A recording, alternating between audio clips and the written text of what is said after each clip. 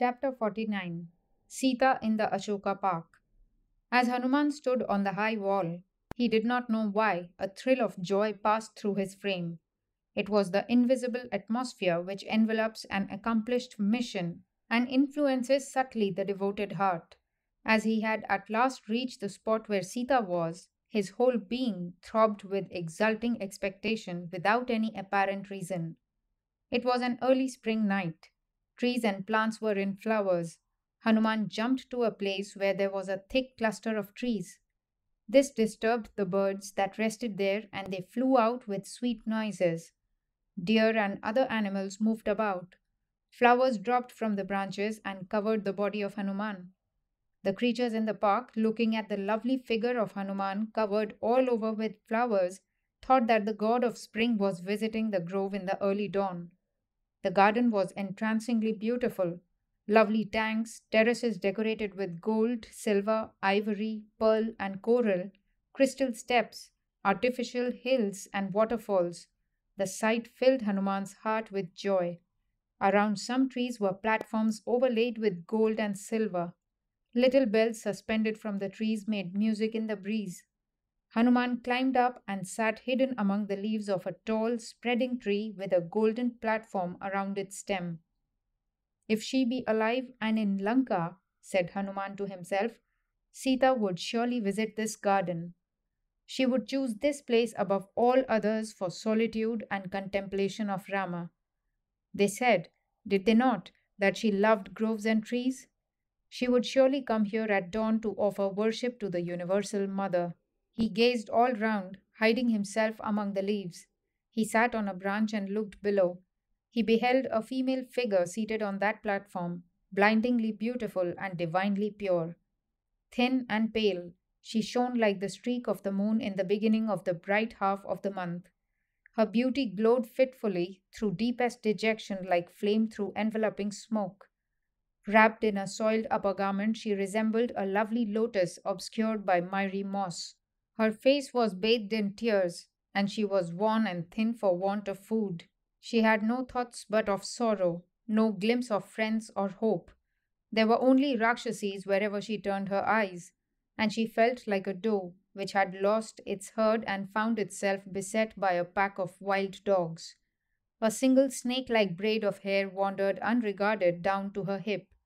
She seemed to Hanuman at once adorable and pitiful, like the holy word torn from its context by infidels, like prosperity sunk in unmerited ruin, like shattered hope and faith betrayed, like frustrated fulfillment, like intellect muddied by insanity, like blameless purity besmirched by foul slander. Hanuman said to himself with conviction, this image of beautiful despair is surely Sita. For behold, hanging unregarded on the branches of the tree are the jewels described by Rama as having been on her when she was carried away, all except those which she dropped during the flight and which were picked up by us on the hill. And see, the scarf she wears, though soiled and crumpled, is the fellow to the one we found. Surely this sublimely beautiful lady, who seems like one steadfast in true love in a tempest tossed sea of troubles, is Rama's beloved queen. It is for her that Rama is consumed by a threefold agony: grief for her suffering, wrath for the insult to her, and heartbroken pangs at separation from her. Surely he is ever in her heart, and she in his, and in truth they are not parted, or they could not live. And as he continued to see her, his heart leapt back across the ocean and sought Rama's feet in adoration. And again he looked at Sita and said to himself, it was for the sake of this divine lady that the mighty Vali, the peer of Ravana in prowess, was slain. For her that Kabandha and Viradha met their death, and 14,000 fierce Rakshasas with Khara, Dushana, and Triseras crimsoned with their gore the glades of Janasthana. It was for her that the splendid sovereignty of the Vanaras was wrested from the heroic Vali and given to Sugriva. It is to do her service that I crossed the sea, the lord of rivers, and am now here in Lanka. All this seems much, but verily, it is for her sake Rama should transform or even destroy the universe. I would say from my soul, it is well done. She is worth it all and more. And again Hanuman's heart crossed the sea back and dwelt on Rama far away. Just then, as on the clear surface of a lake a swan might glide, so in the blue sky the moon swam into sight and shone brightly as if on purpose to help the son of Vayu. Peering between the leaves and not knowing what to do, Hanuman took another long look at the face of Sita, a face that disclosed a sea of care like a heavily laden ship caught in a storm. The Rakshasis who guarded her were intolerably ugly. One had only one eye, another only one ear. Some were without ears, and some without noses. Some had noses turned steeply upward.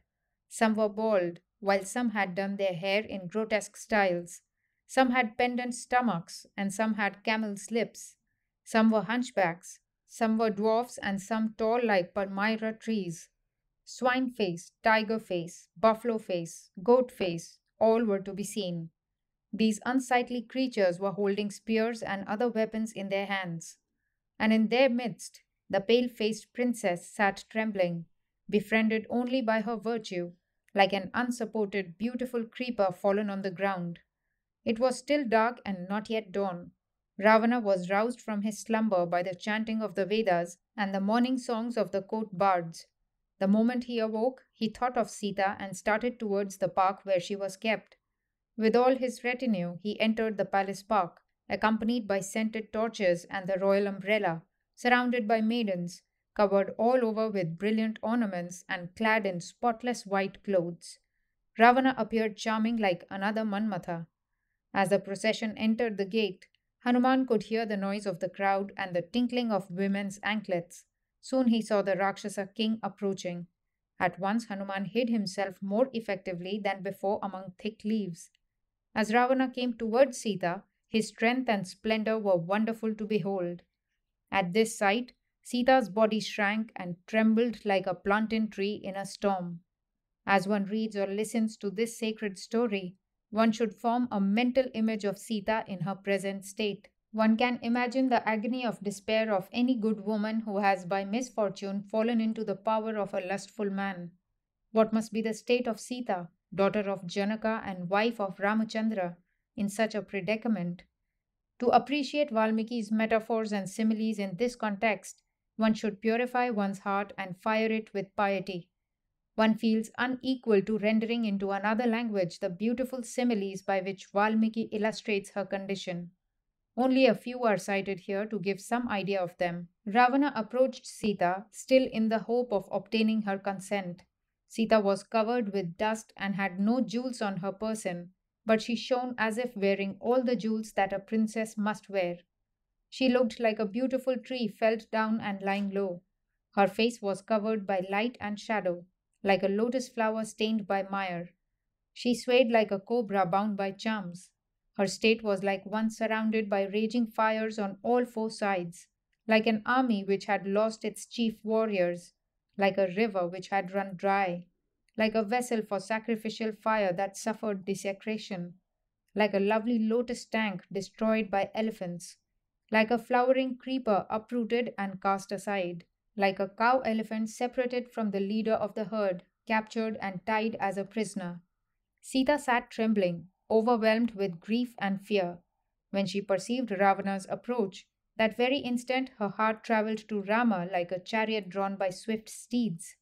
With faded face and wasted form, she thought of her protectors far away. When will they come? Will they ever come? She asked herself and meditated on God. Ravana approached and spoke to her. Hidden in the branches of the tree, Hanuman watched what went on below.